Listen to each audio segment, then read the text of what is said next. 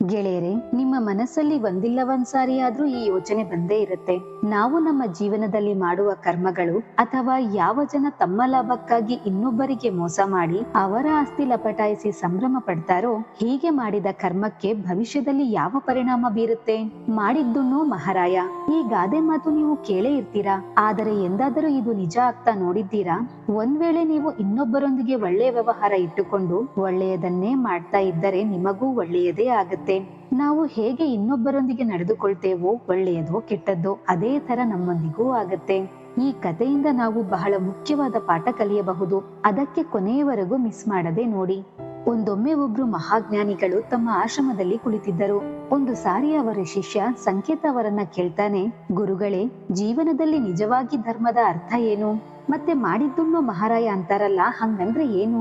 ಆಗ ಗುರುಗಳು ಹೇಳ್ತಾರೆ, ಮಗು, ನೀನು ಏನೇ ಮಾಡಿದರೂ ಅದರಿಂದ ಬೇರೆಯವರಿಗೆ ಕೆಟ್ಟದಾಗ್ಬಾರ್ದು. ಹೇಗೆ ನೀನು ಇನ್ನೊಬ್ಬರೊಂದಿಗೆ ನಡೆದುಕೊಳ್ತೀಯೋ ಅದೇ ತರ ತಿರುಗಿ ನಿನ್ನ ಜೀವನದಲ್ಲೂ ಬರುತ್ತೆ. ಸರಿ, ಹಾಗಾದ್ರೆ ನಾನು ನಿನಗೆ ಇನ್ನೂ ವಿವರವಾಗಿ ತಿಳಿಸಲು ಇದರ ಅರ್ಥ ಒಂದು ಕಥೆಯ ಮೂಲಕ ಹೇಳುತ್ತೇನೆ. ಯಾವುದೋ ಒಂದು ರಾಜ್ಯದಲ್ಲಿ ನವದಂಪತಿಗಳಿದ್ದರು. ಅವರಿಬ್ಬರೂ ಒಂದು ಪುಟ್ಟ ಮನೆಯಲ್ಲಿ ವಾಸ ಮಾಡ್ತಾ ಇದ್ರು. ರಮೇಶ ಬಹಳ ಬಡವನಿದ್ದ. ಹೇಗೋ ಏನೋ ಶ್ರಮ ಪಟ್ಟು ಮನೆ ನಡೆಸ್ತಾ ಇದ್ದ. ಅವರು ಮಣ್ಣಿನ ಆಟಿಕೆ ತಯಾರಿಸಿ ಮನೆ ನಡೆಸ್ತಾ ಇದ್ರು. ರಮೇಶ ದಿನ ಇಡೀ ಆಟಿಕೆ ಮಾರಿದರೂ ಬರೀ 100-200 ಸಿಗ್ತಾ ಇತ್ತು. ಅಷ್ಟರಲ್ಲೇ ಮನೆಗೆ ದಿನಸಿ ತಂದು ಅಲ್ಪ ಸ್ವಲ್ಪ ಉಳಿದ ಹಣ ಹೆಂಡತಿಗೆ ಕೊಡುತ್ತಿದ್ದ. ಪ್ರತಿದಿನದಂತೆ ರಮೇಶ ಆಟಿಕೆ ತಯಾರಿಸಿ ತನ್ನ ಹೆಂಡತಿಗೆ ತೋರಿಸಿ ಹೇಳ್ತಾನೆ, ಇವತ್ತಂತೂ ಮಾರುಕಟ್ಟೆಯಲ್ಲಿ ಎಲ್ಲಾ ಆಟಿಕೆಗಳು ಮಾರಾಟ ಆಗ್ಬಿಡತ್ತೆ. ಆಗ ರುಕ್ಮಿಣಿ ಹೇಳ್ತಾಳೆ, ಹೌದು ರೀ, ಆಟಿಕೆಗಳಂತೂ ಬಹಳ ಸುಂದರವಾಗಿವೆ, ಆದರೆ ಬಹಳಷ್ಟು ಕಡಿಮೆ ಇವೆ. ಇವು ಮಾರುಕಟ್ಟೆಗೆ ಹೋಗ್ತಿದ್ದಂತೆ ಎಲ್ಲಾ ಮಾರಾಟ ಆಗ್ಬಿಡತ್ತೆ. ಮತ್ತೆ ದಿನ ಇಡೀ ಏನ್ ಮಾಡ್ತೀರಾ? ರಮೇಶ ಹೇಳ್ತಾನೆ, ನೀನ್ ಹೇಳೋದು ಸರಿನೇ ಇದೆ. ಇಷ್ಟೇ ಆಟಿಕೆಯಿಂದ ನಮ್ಗೇನ್ ಸಿಗತ್ತೆ? ಇನ್ನೂ ಸ್ವಲ್ಪ ಮಣ್ಣಿನ ಆಟಿಕೆ ಮಾಡಬೇಕು. ಆದರೆ ಮಣ್ಣಂತೂ ಖಾಲಿ ಆಗ್ಬಿಟ್ಟಿದೆ. ಈಗ ಮಣ್ಣು ತರಬೇಕೆಂದರೆ ಸಾಹುಕಾರನ ಮನೆಗೆ ಹೋಗ್ಬೇಕು. ಸರಿ, ಹಾಗಾದರೆ ನಾನು ಮಣ್ಣು ತರಕ್ ಹೋಗ್ತೀನಿ. ಅಲ್ಲಿಯ ತನಕ ನೀನು ಇವುಗಳನ್ನ ನೋಡ್ಕೊಂಡಿರು. ಆಗ ರುಕ್ಮಿಣಿ ಹೇಳ್ತಾಳೆ, ಮಣ್ಣು ತರೋಕೆ ಅಷ್ಟು ದೂರ ಸಾಹುಕಾರನ ಹತ್ರ ಯಾಕೆ ಹೋಗ್ತೀರಾ? ಇಲ್ಲೇ ಹತ್ತಿರದಿಂದ ತಂದ್ರೆ ಆಯ್ತಲ್ಲ. ಅದಕ್ಕೆ ರಮೇಶ ಹೇಳ್ತಾನೆ, ಸಾಹುಕಾರನ ಹೊಲದ ಮಣ್ಣಿಂದ ಒಳ್ಳೆಯ ಮೂರ್ತಿಗಳನ್ನ ಮಾಡಬಹುದು. ಅವರ ಹೊಲದ ಮಣ್ಣು ಕಪ್ಪಾಗಿದೆ. ಅದಕ್ಕೆ ಅವಳು, ಸರಿ, ಬೇಗ ಬಂದ್ಬಿಡಿ, ಅಲ್ಲೇ ಕೆಲಸ ಮಾಡ್ತಾ ಕೂರ್ಬೇಡಿ. ಸಾಹುಕಾರನ್ಗೆ ಮೊದಲೇ ಹೇಳ್ಬಿಡಿ, ಆಮೇಲೆ ಹಣ ಕೇಳ್ಬಿಟ್ಟಾರು. ರಮೇಶ ಅಲ್ಲಿಂದ ಸಾಹುಕಾರನ ಮನೆಯ ಕಡೆಗೆ ಹೋಗ್ತಾನೆ. ರಮೇಶ ಬಹಳ ಮುಗ್ಧನಾಗಿದ್ದ ಕಾರಣ ಊರಿನ ಜನ ಎಲ್ಲ ಅವನ ಉಪಯೋಗ ಸರಿಯಾಗಿಯೇ ಮಾಡಿಕೊಳ್ಳುತ್ತಿದ್ದರು. ರಮೇಶ ಸಾಹುಕಾರನ ಮನೆಗೆ ಹೋಗ್ತಾನೆ. ಆದರೆ ಮನೆಯಲ್ಲಿ ಸಾಹುಕಾರ ಇರೋದೇ ಇಲ್ಲ. ಅವರ ಸಹಾಯಕನಿರ್ತಾನೆ. ಸರಿ, ಅವರನ್ನೇ ಕೇಳಿದರಾಯ್ತು ಅಂತ ಅವರ ಹತ್ರ ಹೋದಾಗ ಸಹಾಯಕ ರಮೇಶನಿಗೆ ನೋಡಿ, ಏನೋ ರಮೇಶ, ನೀನೇನಿಲ್ಲಿ? ರಮೇಶ ಹೇಳ್ತಾನೆ, ಅದು ನಿಮ್ಮ ಕೆರೆ ಪಕ್ಕದಲ್ಲಿರೋ ಮಣ್ಣು ಬಹಳ ಚೆನ್ನಾಗಿದೆ ಅಂತ ಗೊತ್ತಾಯ್ತು. ನೀವು ಅಪ್ಪಣೆ ಕೊಟ್ರೆ ನಾನು ನನ್ನ ಮಣ್ಣಿನ ಗೊಂಬೆಗಳನ್ನ ತಯಾರಿಸೋಕೆ ಸ್ವಲ್ಪ ಮಣ್ಣು ತಗೋಬಹುದಾ? ಅದರಲ್ಲಿ ಬಹಳ ಒಳ್ಳೆಯ ಗೊಂಬೆಗಳನ್ನ ತಯಾರಿಸಬಹುದು. ಆಗ ಸಹಾಯಕ ಮನಸ್ಸಲ್ಲೇ ಯೋಚನೆ ಮಾಡ್ತಾನೆ, ಸರಿಯಾದ ಸಮಯಕ್ಕೆ ಬಂದಿದ್ದಾನೆ. ಸಾಹುಕಾರ ಹೇಗಿದ್ರು ನನ್ಗೆ ಗದ್ದೆಯ ಬಾವಿ ತೋಡೋಕ್ ಹೇಳಿದ್ರು. ಆ ಕೆಲಸನ ಯಾಕೆ ಈ ಮೂರ್ಖನ್ಗೆ ಹೇಳ್ಬಾರ್ದು? ಎಲ್ಲಾ ಜನರಂತೂ ಇವನಿಂದ ಒಂದಿಲ್ಲ ಒಂದು ಕೆಲಸ ಮಾಡಿಸ್ಕೊಳ್ತಾನೆ ಇರ್ತಾರೆ. ನಾನು ಯಾಕೆ ಇವನ ಹತ್ರ ಕೆಲಸ ಮಾಡಿಸ್ಕೊಳ್ಬಾರ್ದು ಅಂತ ಯೋಚನೆ ಮಾಡಿ ಸಹಾಯಕ ಹೇಳ್ತಾನೆ, ಅಯ್ಯೋ ರಮೇಶ, ಅದ್ರಲ್ಲಿ ಕೇಳೋದೇನಿದೆ? ನೀನಂತೂ ಯಾವಾಗಾದ್ರೂ ತಗೊಂಡ್ ಹೋಗ್ಬೋದು. ಹೇಗಿದ್ರು ನಿಮ್ ಬಗ್ಗೆ ಸಾಹುಕಾರರಿಗೆ ಚೆನ್ನಾಗ್ ಗೊತ್ತಿದೆ. ಸರಿ, ಕೇಳೋಕ್ ಬಂದೇ ಬಿಟ್ಟಿದ್ದೀಯಾ ಅಂದ್ರೆ ನನ್ನದೊಂದು ಅಭಿಪ್ರಾಯ. ನಿನಗೆ ಆಟಿಕೆ ಮಾಡಬೇಕೆಂದರೆ ಮೃದುವಾಗಿರೋ ಜಿಗುಟಾಗಿರೋ ಮಣ್ಣು ಬೇಕು. ಅದಕ್ ನೀನೊಂದ್ ಕೆಲ್ಸ ಮಾಡು. ಸಾಹುಕಾರರ ಹೊಲದಲ್ಲಿ ಒಣಗಿದ ಬಾವಿ ಇದೆ. ನೀನು ಬೇಕಿದ್ರೆ ಅಲ್ಲಿಂದ 20-30 ಬುಟ್ಟಿ ಮಣ್ಣು ತೋಡಿಕೊಂಡ್ರೆ ನಿನಗೆ ಬೇಕಾಗಿರುವಂತ ಮಣ್ಣು ಸಿಗುತ್ತೆ. ಆಗ ರಮೇಶ ಹೇಳ್ತಾನೆ, ಇವತ್ತಂತೂ ನನ್ಗೆ ಜಾತ್ರೆಗೆ ಹೋಗ್ಬೇಕು. ಅದಕ್ಕೆ ಇವತ್ತು ಸ್ವಲ್ಪ ಮಣ್ಣು ತಗೊಂಡ್ ಹೋಗ್ತೀನಿ. ಮತ್ತೆ ನಾಳೆ ಬಂದು 1 ವಾರಕ್ಕಾಗೋ ಅಷ್ಟು ಮಣ್ಣು ತೋಡ್ಕೊಂಡ್ ಹೋಗ್ತೀನಿ. ಸಹಾಯಕ ಹೇಳ್ತಾನೆ, ನಿನ್ನಿಷ್ಟ ಕಣೋ. ರಮೇಶ ಅಲ್ಲಿಂದ ಹೋಗ್ತಿದ್ದಂಗೆ ಅವನು ಯೋಚನೆ ಮಾಡ್ತಾನೆ, ಜುಜುಬಿ ಮಣ್ಣನ್ನು ಕೊಟ್ಟು ಬಾವಿ ತೋಡಿಸ್ಬಿಟ್ಟೆ. ಇದರಿಂದ ಸಾಹುಕಾರರು ಕೂಡ ಖುಷಿಯಾಗಿ ನನ್ಗೆ ಬಕ್ಷೀಸು ಕೊಡ್ತಾರೆ. ರಮೇಶ ಸಾಹುಕಾರನ ಹೊಲದ ಬಾವಿಯಿಂದ ಒಂದು ದಿನಕ್ಕೋಸ್ಕರ ಆಗುವಷ್ಟು ಮಣ್ಣು ತೋಡಿಕೊಂಡು ಬಂದು ಅವನು ಮತ್ತು ಅವನ ಹೆಂಡತಿ ಇಬ್ಬರೂ ಸೇರಿಕೊಂಡು ಬಹಳ ಸುಂದರವಾದ ಆಟಿಕೆಗಳನ್ನ ಮಾಡ್ತಾರೆ. ಆಟಿಕೆಗಳು ಒಣಗಿದ ನಂತರ ಅವುಗಳನ್ನ ಜಾತ್ರೆಯಲ್ಲಿ ಮಾರೋಕೆ ಹೋಗ್ತಾನೆ. ಅಲ್ಲಿ ಅವನಿಗೆ ಒಳ್ಳೆಯ ವ್ಯಾಪಾರ ಆಗುತ್ತೆ. ಬಹಳ ಆನಂದದಿಂದ ಮನೆಗೆ ಬಂದು ರುಕ್ಮಿಣಿಗೆ ಸಹಾಯಕ ಹೇಳಿದ ಮಾತುಗಳನ್ನೆಲ್ಲಾ ಹೇಳ್ತಾನೆ. ಸಾಹುಕಾರನ ಸಹಾಯಕ ಮಣ್ಣಿನ ಬಗ್ಗೆ ವಿವರಿಸಿದ್ದು, ಹಣ ಕೇಳದೇ ಇದ್ದದ್ದು, ಮತ್ತೆ ಎಷ್ಟ್ ಬೇಕೋ ಅಷ್ಟು ಮಣ್ಣು ತೋಡ್ಕೊಂಡು ಹೋಗಲು ಹೇಳಿದ್ದು, ಮತ್ತೆ ನಾಳೆನೆ ಮತ್ತಷ್ಟು ಮಣ್ಣು ತೋಡ್ಕೊಂಡ್ ಬರೋದಾಗಿ ಹೇಳ್ತಾನೆ. ಹೀಗೇ ರಮೇಶ ಮಣ್ಣು ತರ್ತಾ ಇದ್ದ, ಆಟಿಕೆ ತಯಾರಿಸಿ ಮಾರುಕಟ್ಟೆಯಲ್ಲಿ ಮಾರ್ಕೊಂಡ್ ಬರ್ತಾ ಇದ್ದ. ಮತ್ತೆ ಒಂದಿನ ಪ್ರತಿದಿನದಂತೆ ರಮೇಶ ಬಾವಿಯಲ್ಲಿ ಮಣ್ಣು ತೋಡ್ತಾ ತೋಡ್ತಾ 10-15 ಅಡಿ ಆಳದವರೆಗೆ ಹೋಗ್ತಿದ್ದಂತೆ ಅವನಿಗೆ ಲೋಹದ ಮೇಲೆ ಹಾರಿಯ ಹೊಡೆತಕ್ಕೆ ಒಂದು ಶಬ್ದ ಬರುತ್ತೆ. ಅವನು ಮಣ್ಣು ಸರಿಸಿ ನೋಡಿದ್ರೆ ಅವನಿಗೆ ಅಲ್ಲಿ ಒಂದು ತಾಮ್ರದ ಬಿಂದಿಗೆ ಸಿಗುತ್ತೆ. ರಮೇಶ ಆ ಬಿಂದಿಗೆ ತೆಗೆದು ನೋಡಿದ್ರೆ ಅದರಲ್ಲಿ ಬಂಗಾರದ ನಾಣ್ಯಗಳು ಇದ್ವು. ಅದನ್ನ ನೋಡ್ತಿದ್ದಂತೆ ರಮೇಶನ ಕೈಗಳು ನಡುಗ್ತಾ ಇತ್ತು. ಅವನಿಗೆ ಏನ್ ಮಾಡ್ಬೇಕನ್ನೋದೇ ತೋಚ್ತಾ ಇರಲ್ಲ. ಮೊದಲು ಇಲ್ಲಿಂದ ಮನೆಗೆ ಎತ್ಕೊಂಡೋಗಿ ಆ ನಂತರ ಯೋಚನೆ ಮಾಡಿದರಾಯ್ತು ಅಂತ ಅವನು ಅಲ್ಲಿಂದ ಬಿಂದಿಗೆನ ಎತ್ಕೊಂಡು ಹೊರಡ್ತಾನೆ. ರಮೇಶ ಮೊದಲೇ ಅಷ್ಟೊಂದು ಬಂಗಾರ ನೋಡಿ ಹೆದರಿಕೊಂಡಿದ್ದ. ಆದರೂ ಹೇಗೋ ಏನೋ ಮಾಡಿ ಆ ಬಿಂದಿಗೆನ ಎತ್ಕೊಂಡು ಮನೆಗ್ ಬಂದ. ಅವನ ಹೆಂಡತಿ ಕೇಳ್ತಾಳೆ, ಏನ್ರಿ ಬೆಳ್ಳಂಬೆಳಗ್ಗೆ ಮನೆಯಿಂದ ಹೋದೋರು ರಾತ್ರಿ ಆಗ್ತಾ ಬರ್ತಾ ಇದೆ, ಮಣ್ ತೋಡಕ್ ಹೋಗಿದ್ರು ಇಲ್ಲ ಬಾವಿ ತೋಡಕ್ ಹೋಗಿದ್ರು? ಅದು ಕೂಡ ಬಿಂದಿಗೆ ಹಿಡ್ಕೊಂಡ್ ಬಂದಿದ್ದೀರಾ, ಮಣ್ಣೆಲ್ಲಿದೆ? ಆಗ ರಮೇಶ ಅವಳಿಗೆ ನಿಧಾನ ನಿಧಾನ ಅಂತ ಅವಳನ್ನ ಮನೆ ಒಳಗೆ ಕರೆದುಕೊಂಡು ಹೋಗಿ ಬಂಗಾರ ತುಂಬಿದ ಬಿಂದಿಗೆ ತೆಗೆದು ತೋರಿಸ್ತಾನೆ. ಆಗ ರುಕ್ಮಿಣಿ ಅವನಿಗೆ ಹೇಳ್ತಾಳೆ, ಏನಿದು ಇಷ್ಟೊಂದು ಬಂಗಾರದ ನಾಣ್ಯಗಳು? ನೀವೇನಾದ್ರೂ ಕೆಟ್ಟ ಕೆಲ್ಸ ಮಾಡ್ತಿಲ್ಲ ತಾನೆ? ಆಗ ರಮೇಶ ನಗ್ತಾ ಹೇಳ್ತಾನೆ, ನನ್ ಮಾತ್ ಕೇಳು, ನೀನ್ ಯೋಚನೆ ಮಾಡ್ತಾ ಇರೋ ಹಾಗೇನೂ ಇಲ್ಲ.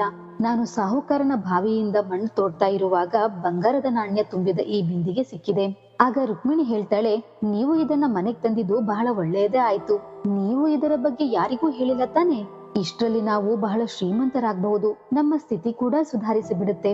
ಮತ್ತೆ ನಿಮಗೆ ಆಟಿಕೆ ಮಾರಲು ಹೋಗ್ಬೇಕಾಗಿಲ್ಲ. ಆಗ ರಮೇಶ ಕೋಪದಲ್ಲಿ ಹೇಳ್ತಾನೆ, ಏನ್ ಹೇಳ್ತಾ ಇದೀಯ ನೀನು? ಈ ಬಂಗಾರದ ನಾಣ್ಯಗಳು ನಮ್ಮದಲ್ಲ, ಇವುಗಳ ಮೇಲೆ ನಮ್ಮ ಅಧಿಕಾರ ಇಲ್ಲ. ರುಕ್ಮಿಣಿ ಹೇಳ್ತಾಳೆ, ನಾವ್ಯಾಕೆ ಇಟ್ಕೋಬಾರ್ದು? ಅದಕ್ಕೆ ರಮೇಶ ಹೇಳ್ತಾನೆ, ನೋಡು, ಇಡೀ ಊರಿನ ಜನ ಎಲ್ಲ ನನ್ನ ಮೂರ್ಖ ಅಂತ ತಿಳ್ಕೊಂಡಿರಬಹುದು. ಆದರೆ ಇದರ ಬಗ್ಗೆ ಒಂಚೂರು ಸುಳಿವು ಸಿಕ್ಕಿತೆಂದ್ರೆ ನಾವು ಜೈಲಿಗೆ ಹೋಗ್ಬೇಕಾಗತ್ತೆ ಅನ್ನೋದು ಗೊತ್ತು. ಹೇಗಿದ್ರು ಇದಕ್ಕೆಲ್ಲ ಸಾಹುಕಾರನೇ ಮಾಲೀಕ. ನಾನು ನಾಳೆನೇ ಹೋಗಿ ಸಾಹುಕಾರನ್ಗೆ ಹೇಳಿ ಎಲ್ಲಾ ನಾಣ್ಯವನ್ನ ಕೊಟ್ಬರ್ತೀನಿ. ರುಕ್ಮಿಣಿ ಹೇಳ್ತಾಳೆ, ಸರಿ, ಹಾಗೆ ಮಾಡುವರಂತ ಬಿಡಿ. ಮೊದಲು ನೀವು ಸ್ನಾನ ಮಾಡ್ಬನ್ನಿ. ಅಲ್ಲಿಯವರೆಗೆ ನಾನು ಇದನ್ನ ಭದ್ರವಾಗಿ ಒಂದು ಜಾಗದಲ್ಲಿ ಇಡ್ತೀನಿ. ರುಕ್ಮಿಣಿ ಯೋಚನೆ ಮಾಡ್ತಾಳೆ, ಈ ಮನುಷ್ಯ ಎಷ್ಟೊಂದು ಪ್ರಾಮಾಣಿಕನಿದ್ದಾನೆಂದರೆ ಅವನ ಮುಂದೆ ಒಂದೇ ಒಂದು ನಾಣ್ಯ ಎತ್ತಿಕೊಂಡ್ರು ರೇಗ್ ಬಿಡ್ತಾನೆ. ಯಾಕೆ ನಾನೇ ಇವರಿಗೆ ಗೊತ್ತಾಗ್ದಂಗೆ ಸ್ವಲ್ಪ ನಾಣ್ಯ ಎತ್ಕೋಬಾರ್ದು ಅಂತ ಯೋಚನೆ ಮಾಡಿ ಅದರಂತೆ ಅವಳು ಸ್ವಲ್ಪ ನಾಣ್ಯಗಳನ್ನ ಬೇರೆ ಕಡೆ ಮುಚ್ಚಿಡ್ತಾಳೆ. ರಮೇಶ ಮಾರನೇ ದಿನ ಆ ಬಿಂದಿಗೆಯನ್ನ ಸಾಹುಕಾರನ ಮನೆಗೆ ಕೊಂಡೊಯ್ತಾನೆ. ಆದರೆ ಆ ದಿನವೂ ಸಾಹುಕಾರ ಮನೆಯಲ್ಲೇ ಇರಲಿಲ್ಲ. ಸಾಹುಕಾರನ ಸಹಾಯಕ ರಮೇಶನನ್ನ ನೋಡಿ ಕೇಳ್ತಾನೆ, ಏನಪ್ಪಾ ಮಣ್ ಬೇಕಿತ್ತಾ? ಹೋಗು, ಅದೇ ಬಾವಿಯಿಂದಾನೇ ತಗೋ. ಆಗ ರಮೇಶ ಹೇಳ್ತಾನೆ, ಇವತ್ತು ಮಣ್ಣು ಬೇಕಿಲ್ಲ. ನಿನ್ನೆ ನಾನು ಆ ಬಾವಿಯಿಂದ ಮಣ್ಣು ತೋಡ್ತಾ ಇರುವಾಗ ನನ್ಗೆ ಈ ಬಿಂದಿಗೆ ಸಿಕ್ಕಿದೆ. ಇದರಲ್ಲಿ ಬಂಗಾರದ ನಾಣ್ಯಗಳಿವೆ. ಆಗ ಆಶ್ಚರ್ಯಗೊಂಡ ಸಹಾಯಕ ರಮೇಶನ ಎಲ್ಲಾ ಮಾತುಗಳನ್ನ ಬಹಳ ಧ್ಯಾನದಿಂದ ಕೇಳ್ತಾನೆ. ಸಹಾಯಕನಿಗಂತೂ ನಂಬೋದಕ್ಕೆ ಆಗ್ತಾ ಇರಲ್ಲ. ಆಗ ರಮೇಶ ಹೇಳ್ತಾನೆ, ನಾನು ಈ ಬಿಂದಿಗೆನ ಸಾಹುಕಾರರಿಗೆ ಕೊಡ್ಬೇಕು, ಆದರೆ ಅವರು ಇವತ್ತೂ ಮನೇಲಿಲ್ಲ.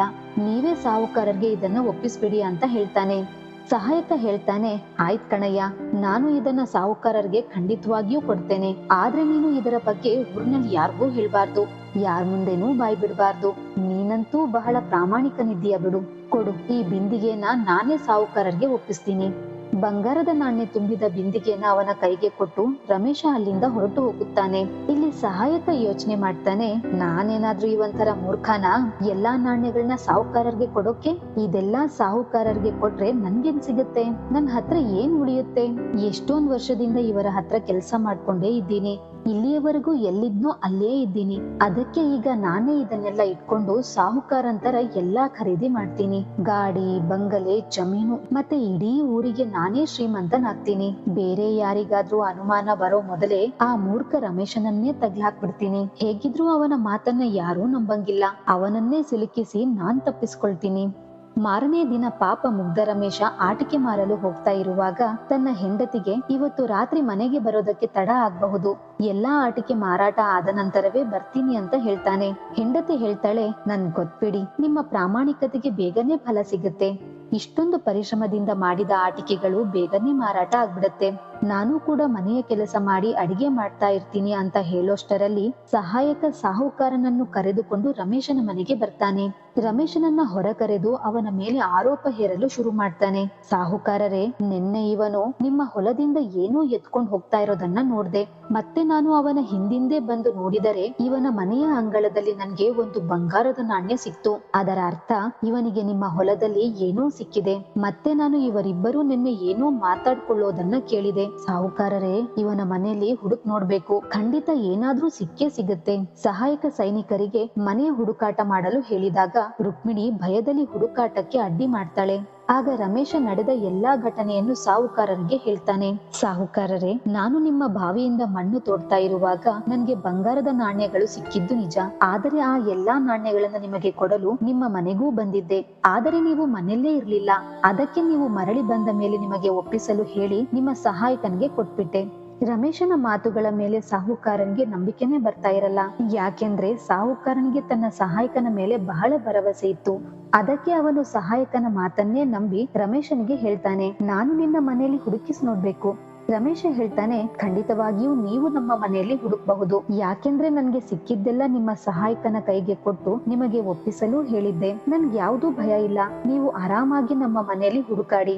ಆಗ ರುಕ್ಮಿಣಿ ಮತ್ತೆ ಅಡ್ಡ ಬಂದು ಹುಡುಕಾಟಕ್ಕೆ ಅಡ್ಡಿ ಮಾಡ್ತಾಳೆ. ಸಹಾಯಕ ಹೇಳ್ತಾನೆ, ಸಾಹುಕಾರರೇ, ಇವರಿಗೆ ಬಂಗಾರದ ಜೊತೆ ಜೊತೆ ಏನೋ ಸಿಕ್ಕಿರಬಹುದು. ಅದಕ್ಕೆ ಇವಳು ನಮ್ಮನ್ನು ತಡಿತಾ ಇದ್ದಾಳೆ. ಕಡೆಗೂ ಸಾಹುಕಾರ ಬಲವಂತದಲ್ಲಿ ಮನೆಯ ಹುಡುಕಾಟ ಮಾಡಿಸ್ತಾನೆ.